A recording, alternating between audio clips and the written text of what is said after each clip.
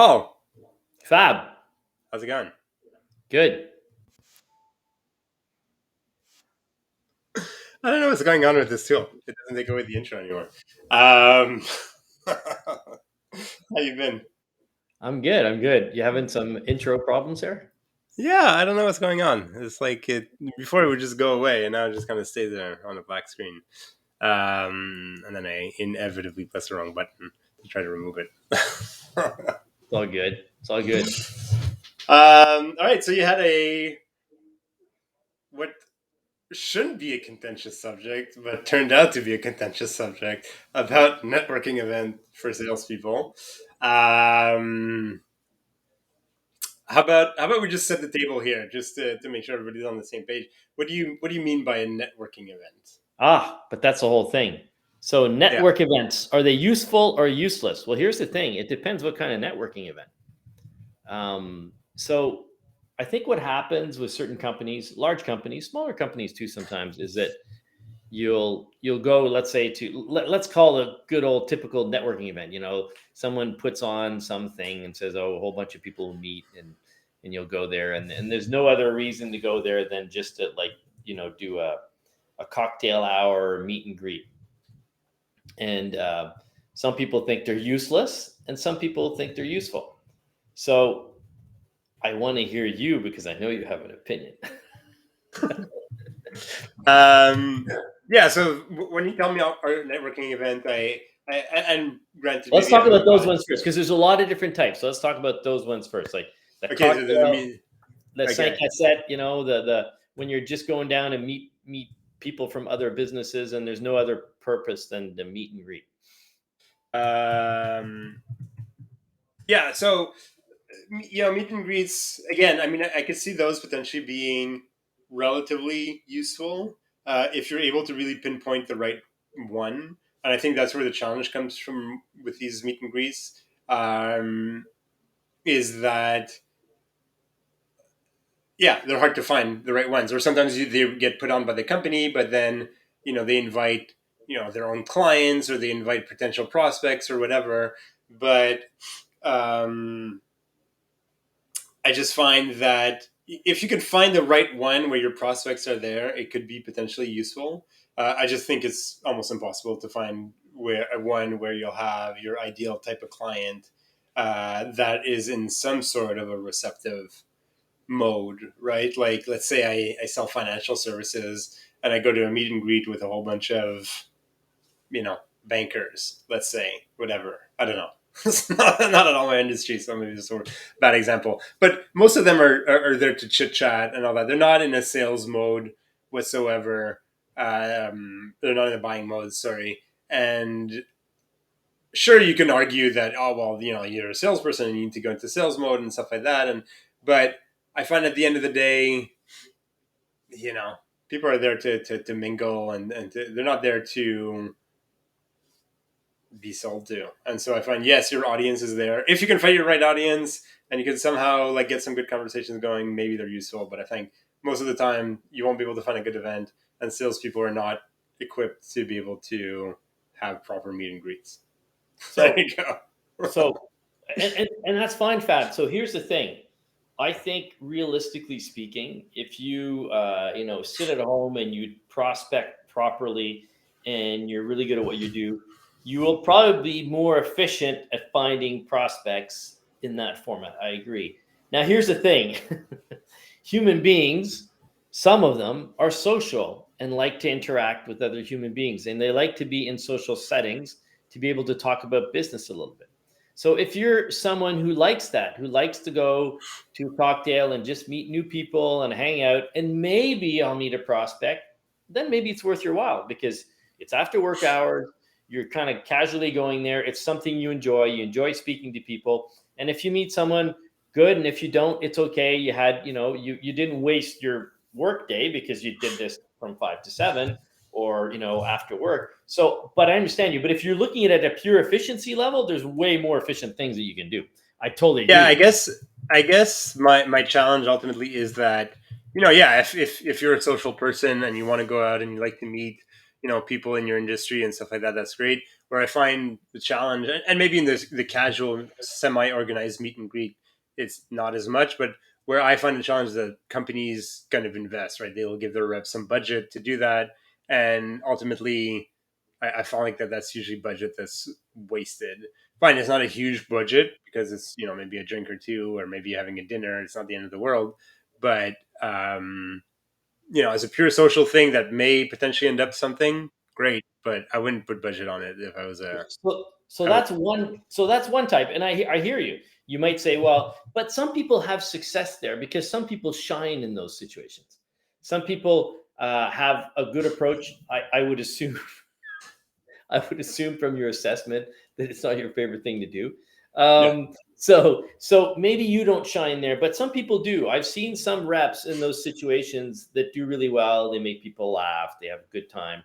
And some people, some prospects that are going to be there that are really hard to reach. Sometimes, oh, I know that this one person's going to be there, and I really want to talk to her because she's really hard to reach. And I know the last time I saw her in a casual setting, we had a great conversation. So I've got to admit to you, in the 30 years that I was a salesperson, man, I'm old. Um, I did have some really good success at these meet and greets once in a while because you could just get to talk casually, and I'm a pretty social person, so it did have some effect with certain specific type of people who were harder to reach at the time. But I am also talking 20 years ago or 25 years ago, so things were different. So that Yeah, and I can completely understand that depending on your market segment, some segments are a lot harder to reach online, right? It is a very referral based industries, and you need to go to these events because the quote unquote traditional ways of prospecting or marketing just don't work that well with certain types of industries. I mean, this is maybe an extreme example, but for a short moment in my career, I marketed to extreme high net worth individuals, right? And most of them are not active online. Their emails are not read by them. If you can even get an email, their phone number, they have like 67 phone numbers and none of them are the right one, and stuff like that. And so then, yeah, I could see in some situations like that where going to a networking event where you have a couple potential clients that are in your zone, in your area of expertise or whatever you have to offer is maybe the only way of reaching out to them. But even then, I think there's now more efficient ways because of online, like because on LinkedIn you can say like, "Hey, Paul, I see you're connected to Sarah, and Sarah's But you definitely just the said type of it. In prospect." certain cases, some people are almost absent online. So let's use a high Yeah, net worth individual. So if you really want to meet, so and I did this. I did an event. I was lucky enough to be part of a company that did an event like this about 10 years ago, and we were at one of the opens, one of the tennis opens. So it was really easy to invite very hard to speak to prospects there. You brought them into we had a box at the tennis match. So like this was like the top of the top. Like even if you were the richest person in the city, it didn't mean you automatically had a space in this mm, box. So to be invited there was great. To me, that that played a purpose with certain specific clients or prospects because you knew you could get them in that box and have a chat, and you had a couple hours with them and they were very appreciative. So it didn't mean you were going to get business, but in that situation, there was a chance of you at least finding out where they were at. And most people, yeah, if they accept your invitation, they know they're not stupid. They know that you're mm, going to talk a little bit of business. So there's different types of networking events. I agree with you. And some are totally useless. Like if, I don't want to offend anyone, but if you're doing a golf tournament, well, you're playing golf with three other people for a full day and maybe at the dinner, but it's, a lot of that, a lot of those events are more a reward for your existing clients, right? yeah, Um, but if you're doing another prospecting event, like let's say your company puts on all these shows and stuff, and you're in a box and you're getting to talk to a bunch of prospects, well, that could be good because then you're in a you're watching a hockey game and you're with 20 other people. You were invited, and maybe all these people are potential prospects because of the way your business works. They do business with another line of your business, but not you. You want to talk to them, so that's a very different situation, and that could be really fruitful because you might have 5 conversations and end up with one really great lead mm, and close some business. yeah, But I agree, and it's all in the way that you take it. So I think if you say, okay, I'm going to go to a networking event for a full day, and I'm going to meet one prospect, well, that's pretty damn useless. Well, You yeah, know, I mean, I guess it depends, right? Like some industries, they sign one or two clients a year because it's super high value clients. But yeah, I see what you mean. Yeah, did I actually change your mind, Fab, on something? no, I still think they're horrible, but but I'm willing to accept that. Obviously, I'm not every industry, and most of the clients I work with today are Not at those events. not of those events, and their reps are not working with the reps of the clients I work with are not targeting people that are only accessible through events, and um, I find that the companies that do, not people don't invest too much in meet and greets, but the people that invest in trade shows and stuff like that get a high because they got a lot of leads, but no one's qualified, no one's signing. And if you look at the ROI at the end of the day of a lot of these events, is pretty low. So my takeaway for like the meet and greet, like the 5 à 7 or the cocktail hour, happy hour, or tennis match, sporting event that you can invite a handful of people to, um, they're useful in a very small amount of time. And I understand that this is how the sporting world works, right? Like I understand that football stadiums and hockey arenas are filled with boxes and executive, and they need that. But if it was my company and I had to allocate budget somewhere, this is probably not the first place I would Yeah. allocate budget. Again, if you were trying to network to high end individuals, maybe you would Yeah, do that. If you say, well, the only way to get them anywhere is to bring them to a hockey game or to yeah, an F1 track or to a box, and well, then maybe you'd say, okay, then we will do it. But I agree with you. It's got to be industry specific and it's got to be intelligent, and you've got to know what you're doing. Or you might be rewarding existing clients or existing reps. You might be, yeah, hey, I'm sending you and your 5 best clients. They treated us really well this year. Just go have fun in the box and watch a hockey game. Well, yeah, that's a different. You need to know. So my point here is you need to know the purpose of the event. yeah, If you're truly going to network, then you have to really know, okay, I'm going to put my networking work hat on and I'm going to actually go and speak to people. Because what I've yeah, seen in the last few years is you see a bunch of reps in a corner on their cell phones, not talking to anybody, and you see one or two reps maybe talking to people, and the company people are not even discussing with their clients. I'm a little that's kind of silly, right? yeah. That's not the proper way to do it. Um, Yeah, I mean that's why I think at the end of the day, and the world has changed, right? And as I was telling you offline, I'm naturally very introverted, and so that's why I don't like these events really, because at the end of the day, it's exhausting for me and yeah, stressful. And I yeah, understand that a lot of reps are outgoing and they crave like this social interaction, um, and so that's why I think there's also, and that's where I find also events become tricky is because um, as you just said, we want to. You don't want to send like 2, 3 reps that are outgoing and they love those events, right? Because then the other reps feel like left out. Like, why am I not going to this event? But they don't like these events, So it's tricky. So you got to send the team, and then a certain percentage of the team is not very comfortable there, and they're just kind of waiting around and hoping somebody will talk to them, but not doing too much effort. And then, so again, that's why I feel like there's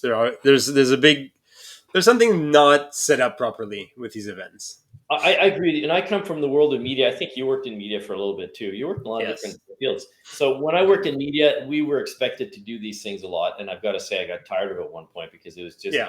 it was expected from your clients, and it was Yeah. expected from your company, and you had to do these events. There was a lot of extracurricular stuff. They wanted to be invited to hockey games, concerts, all these things. So Yeah. But there was having been on the other side of the pendulum, being the person in the agency being invited out by media reps, you know, it had zero impact on where you were placing your media buys, right? It was exactly, just because you wanted to go to a hockey game to be able yeah. to tell your friends like, hey, I went to this game or I went to this concert for free and blah blah blah. I mean, at the end of the day, if you do your job well, then um, as a rep, I mean, if you do your job well as a rep, the media buy is going to come because you can help the media buyer or the media planner find the right sources, the right way to target their Yeah, audience. yeah, Whether you go to a game or not, is irrelevant, It is but then, irrelevant, yeah, and you're right, but it was still at that point thought of. It hadn't really been analyzed in depth, and people still thought it was the best way to reach people. Well, I am talking about the early '90s too, so maybe it had a different effect in the early '90s when I yeah, started, than in the late 2000s. Sorry, of course, in of course. 2016 when I left the media industry. But Yeah, all we're that talking to about it say, now, right? I mean, obviously the yeah, world has changed. There was a time when, these are the best ways to build a relationship with somebody, because, you know, email wasn't as used, and phones, like, it's not always a good way to build a yeah. relationship. But yeah, Like I said, I've had a few successful events, but they're much less than you'd think. yeah, So I kind of agree with you. Now, there's other networking other networking opportunities when you go to, let's say, a specific conference. Let's say you're going, you're a manufacturer of construction products, and you're in the biggest conference in North America for construction products. That's a whole different world. Right now, okay, you're going to meet a bunch of people who present products, right, at a conference. You're talking about new things. So you're one of those. And you're going to meet a lot of people who are coming to the conference to find out about new products because they need these mm, products. So now it's like you've got buyers and sellers together. That's a whole different attitude. And there you need to you need to prospect. You need to talk. Anyone who comes to your booth, you need to have a conversation with them. Hey, what do you do? What's going on? So and that's a whole different world, because there's opportunity. And the people who, and I'm not talking B2C here, I'm talking B2B. So in that world, when you're doing B2B, there's some real opportunity. But even B2C, sometimes there's opportunity. You just need to know who to talk to and what's going on. Like if you go to the car show, a car show is a very soft example of mm, that. So you got a whole bunch of manufacturers. People are going to the car shows because they're thinking of buying a car. It probably helps a little bit. They still do them, so they're very analytical. So there must be some upside to this. But if you're going to a construction show with new construction gear and you're going in there to find out, like I've got a friend who started a new company, a new product, they did fantastically well after one of these conferences because a whole bunch of whack of contractors didn't know about them. Well, after this, they knew about them and their product did well. So that is, to me, at the other end of the spectrum of positive networking, because why are you doing so I this? completely He's a disagree. real, no, the guy did well. The guy did well. All these contractors he wouldn't have known. I How know, but would I he reach find them? like events, they do usually the way I've seen for company, even when I worked as a marketing leader, the first time you go to an event, it goes really well because people don't know you, you're new. It's always the same exhibitors that are there, blah blah blah blah blah. And then there's a diminishing return every year that you return. There's Oh, of course, less of and course. less, Well, when you've got a new but product, but then it but when you're becomes going there this for the first time with a new it product, becomes this thing where, oh, we have to go because our competitors are there, and like, and so, but if you look at the numbers at the end of the I day, can see that. most of the trade shows or conferences don't, they generate a lot of interest, but at the end of the day, if you look at the amount, again, it depends on the how much, your annual contract value and stuff like that. Obviously, like, the bigger your contract value, the less, interest you actually need at Well, the end of the stuff like that. it's interesting you say that, because I can't mention the name, but I'm thinking of a very specific product that's fairly new. And they went to their first conference, they did well, but they keep going back and they keep meeting new people. And they've sold in New Zealand because of this. They've sold in Australia because of this. They've sold all over the world, people they wouldn't even have known existed. So Yeah, but I see what you're could that have been reached more efficiently through other forms of selling and marketing? I guess that's my. But if you don't know they exist, if you don't know that there's this contractor in New Zealand that's super excited about these products, like what are you gonna do? Call 1,000 contractors in New Zealand? That's what So marketing's for. Like my issue's always been with these things is like, oh, we did so well, we need to go back. But then you look at the bill at the end of the day, after everything's been like tabulated and counted, and the ROI of, and I'm not saying this is the use case across the board, right? Obviously, conferences and trade shows are a massive industry. I went to HubSpot's inbound conference this year.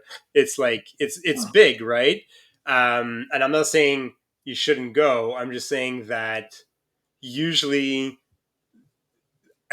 most of the examples that I've seen, there's would have been a much better way to get a hold of these exact same people, and probably in a way that was much more ROI positive at the end of the day. but Fab, you know what this is really about, eh?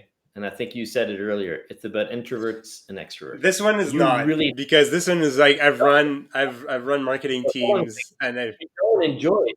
I'm not saying you shouldn't do the marketing. I totally no agree. You should be doing the marketing. I'm absolutely. just saying I've But seen the ROI of a lot of these trade shows, and they look good because you come back with 150 leads, which, oh well, no marketing campaign can do that, and the cost per lead is so low. But when you look at the amount of deals signed at the end of the day from all these shows, the ROI is more often than not very horrible. And I'm not saying it's you're not gonna have always to the case. Like usually there is a dwindling return.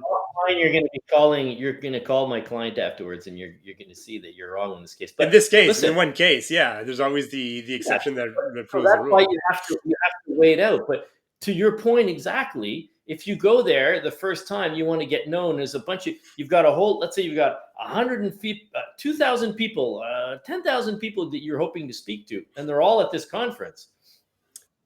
It's going to be hard for me if you have a good booth and you're presenting a new product that's useful to all of them. Hey, man, you've got 10,000 people who are willing to talk to you at once. This is good marketing. I'm not saying you shouldn't do the other marketing, but in certain cases, it's right. But you do have to look at the ROI. I Yeah. agree with you, Fab. No, I mean You need to be that very to me, aware. Okay, that's I think my issue with these trade shows is that a lot of people kind of smudge the ROI. They're like, we kind of got to go, so they kind of make it work. Like, it didn't work out too well, but we kind of have to be there, and you know what I mean. And so, a lot of marketing budget gets spent on these events. And at the end of the day, if you look at the amount, the hundreds of thousands of dollars that a company puts into going to various events, you're like, oh man, imagine what you could have done had you spent that money on sales training, prospecting, you know, marketing campaigns and stuff like that. For it's interesting. Well, you know what, Fab, and listen, I'm from that world, right? Trust me, I believe in that stuff. But I will honestly say for this situation, I think it really depends on the situation. Now, is there a lot of money wasted? Probably, but we are human beings, and most human beings, other than Fab, like to be like to like to go out and meet other no, people. like I said, So I it's went to probably HubSpot's inbound conference. It was great. I had no expectations. I didn't want to. I have a full roster of you're just clients. saying Like I that didn't 'cause you'll get know. fired if you don't. What's that say? I say you're just saying that because you'll get fired if you don't. Fired from myself. I, No, but I yeah, had no fine. expectations. Right, I have a full roster of clients. I didn't need new leads. If I meet somebody, that's great. And I had a great time, and the social component was amazing. But if I look at the amount that I spend with what I got at the end of the day from it, is relatively low. And so then, if there's other reasons to be there, right? I do understand that sometimes there are some shows that you have to go to because it's like the annual constructors conference and all the construction products are there. And if you're not there, it's difficult. But you just have to have a very clear idea as to why you're going there. If it's lead generation and contract and signings, then you need to be very on the ball with your return on investment, and you have to be objective and take away the emotion from it, because I find like that, and I've encountered that a lot, especially with more senior sales and marketing leaders, like, this trade show was amazing, back in the day. And I'm like, yeah, 20 years ago it was maybe amazing, but now if you look at the number, it's insanely expensive, and the results are relatively small. If you want to go for marketing and branding purposes, that's fine. That's something we could talk about.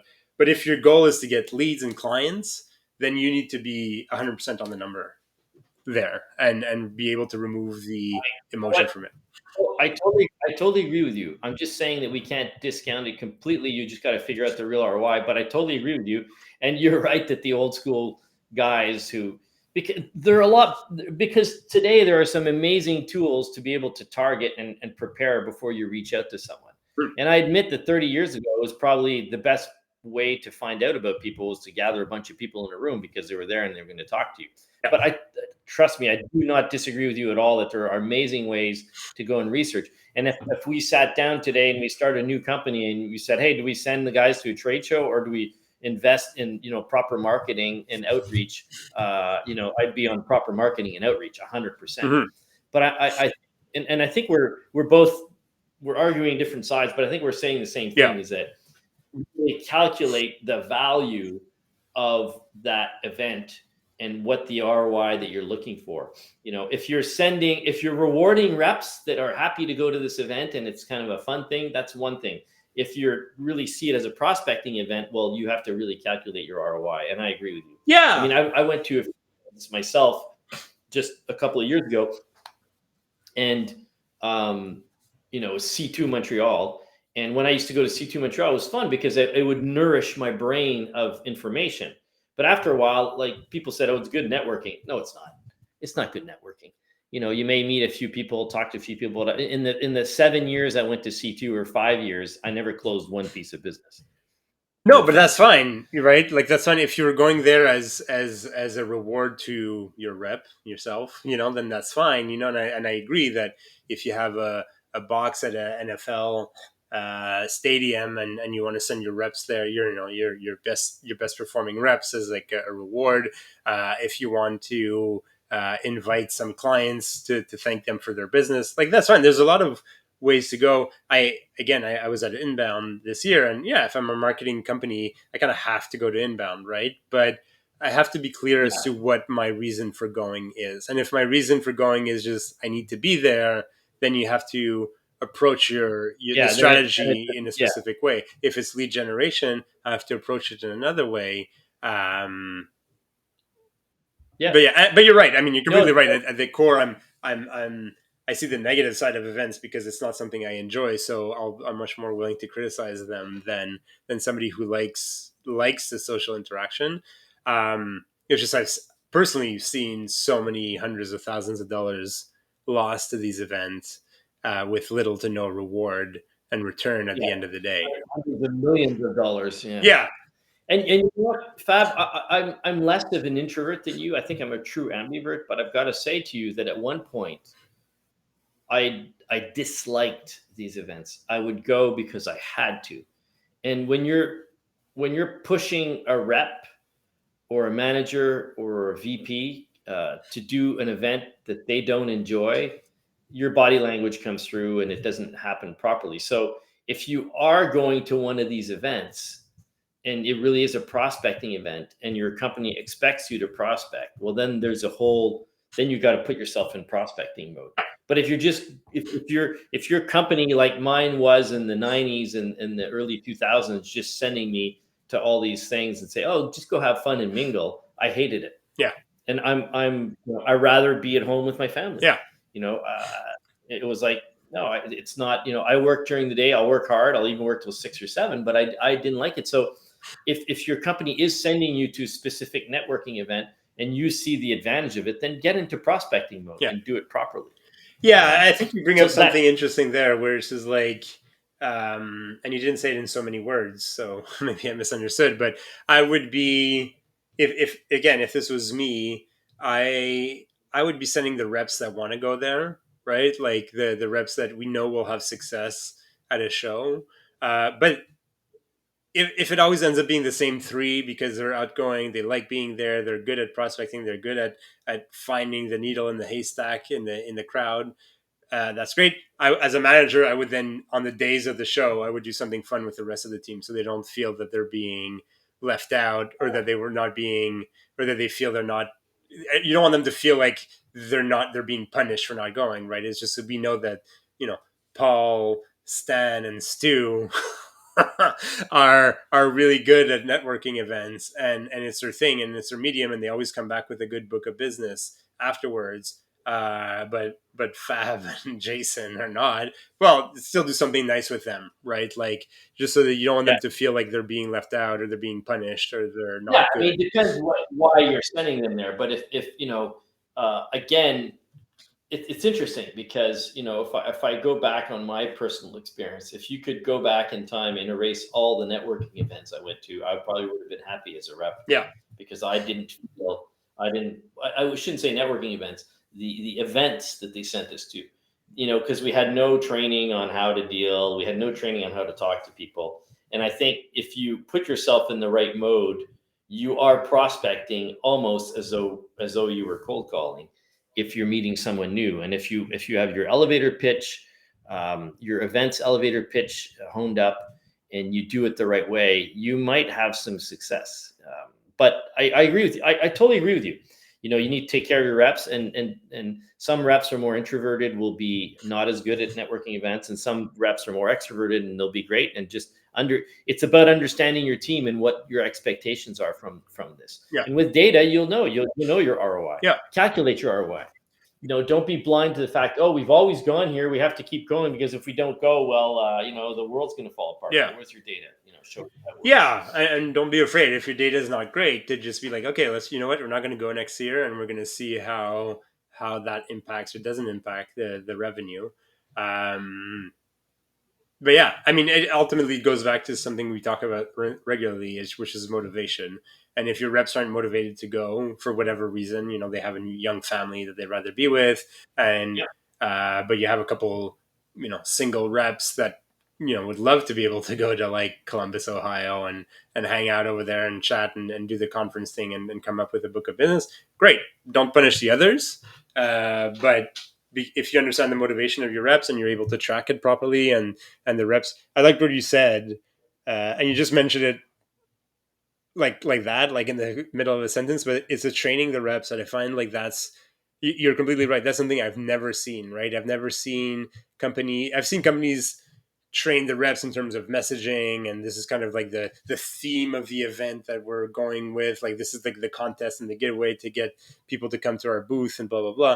But training them on how to approach people in the wild and how to talk to somebody who's at your booth, because they're in tire kicking mode, right? They're not in buying mode, and so on and so forth, and also train them on I found the operational angle. Nice. I train them on the tools, right? Like if you're using HubSpot has an app that allows you to scan business cards and to scan QR codes and to and log emails and log meetings through the app. Make sure that your reps know exactly what they need to do and how to use the tech that they are given, so that you, at the end of the day, can see whether this event is going to. The operational angle. So can I give what I consider my 5 to-dos when you're going to a networking event? Yes. Number 1, you're at a networking event that is a business size, so put yourself in prospecting mode. Yeah. Number 2, turn off all the apps that are just going to distract you, and only leave the apps on that are going to be helpful for business. So maybe LinkedIn and HubSpot. You like that, Fab? I love it. No, number 3 definitely turn off Salesforce. That's a distraction. Salesforce. And the next one is when you prepare for what the objective is that you want for this event. So let's say you're going to a networking event, your business sent you there and they want you to develop. Say, okay, what is my objective? How many people am I trying to talk to? Who am I trying to speak to? Have a little bit of a plan in your head. So that way you're going in there and that plan is going to drive itself. The other thing is adjust your elevator pitch. Because if you go in there and say, hey, I'm Fab from Fab Calando Enterprises, and I help people like you, they look at you like a stranger, right? So what I do is I use a little bit of the Chris Voss mirroring approach, is go in there, introduce yourself in a way that you want them to introduce themselves to you. Because what happens is if I walk up to you and say, hey, Paul LaFleur from Question Z, chances are you're going to say Fab Calando from Fab Calando Enterprises, right?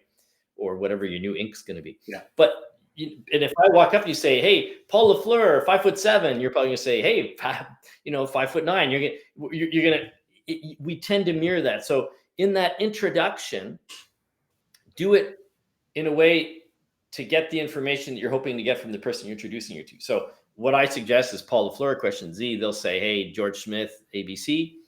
And then you jump into your asking the open-ended questions. Hey, ABC, what does that do, ABC? Then boom, you're off to the races. So if you prepare like that, if you do those 5 things, so 1, what's 1 again? 1, you're in prospecting mode. 2, turn off the apps or turn off your phone unless you're using your apps properly. And then 3, have an objective. 4, elevator pitch adjusted to the events. And then 5 is ask questions, open-ended questions to find out where you're going, and the rest will handle itself. And if you do that in a proper way, if you're an introvert, you've got sort of a path, you've got a plan. Mm-hmm. And if you're an extrovert, you're also not going to go off on a tangent. You've also got a path and a plan Mm-hmm. that'll help you be more efficient in this event setting. Now, that's my suggestion. And you're right. We spent a lot of time in this podcast deciding whether the ROI is there or not. And maybe it's not, but let's assume for a second you don't have a choice and you're going to this event. Well, turn it into something as useful as possible. What do you think?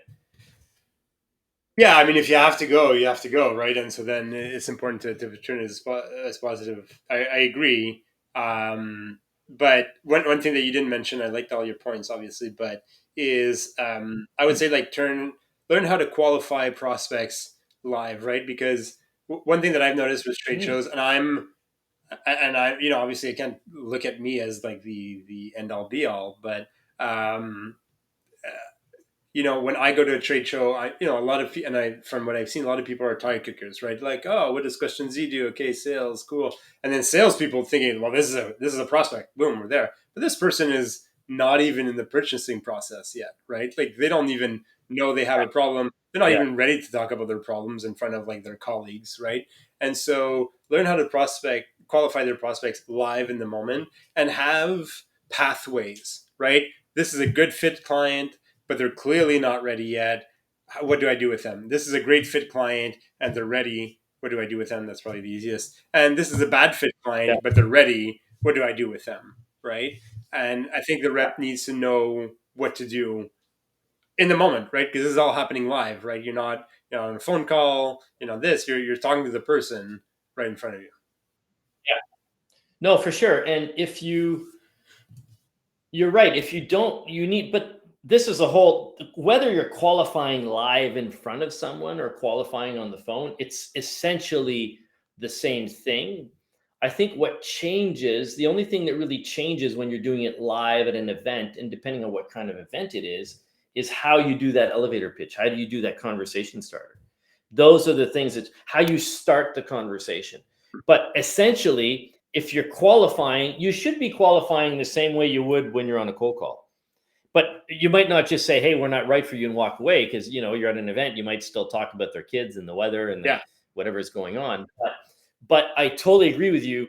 But that, to me, the aspect of qualifying stays the same whether it's live or on the phone. Yeah. I think what I meant with that is that, like because you're in the person, right? The dynamic changes, right? You're not on a phone call, you're not on a Zoom call. You're in the person. You're talking to the person live, and you have to have a playbook right in mind, right? Like in the same way that a football team will know what the game is and what the play is, and they'll know what to do. You have to know, like, okay, this is a good fit for client, not ready to buy. What do I do with them, right? Because that's another part with going back to the ROI. You're like, we generated 600 leads. I'm like, yeah, but only one of them is They ready all to suck. buy, and three of them are good fits but not ready to buy. The rest are just bad fits, right? And so, Yeah. but that's because a lot of reps don't have that playbook in their mind, which is like, okay, great fit client, not ready to buy. This is what we're going to do with them, type of thing. And yeah, that's part of the training that I would. Glad you say something that's brilliant there that I really like. Have the playbook in your mind. So have the high level sales process in your mind as to what you're trying to achieve. Yeah, Like you and I have talked about this so often that I think it is encrusted in our minds. But you're right, a lot of people kind of fly by the seat of their pants. So I totally agree. You have a playbook, know what you want to achieve when you're there. So 100%. I think that's great. This is fun. I like when we argue and disagree, Fab. nice. We didn't argue, but we disagreed. All right, Paul, this is great. Good summary too. I know you have a hard stop, so I will let you go. Have fun at your next event. Thanks, Fab. See you all soon. Yeah. All right. Don't worry. I'm trying to avoid them. So, all right. All right. Take care, Talk Paul. to you soon. Bye. Bye.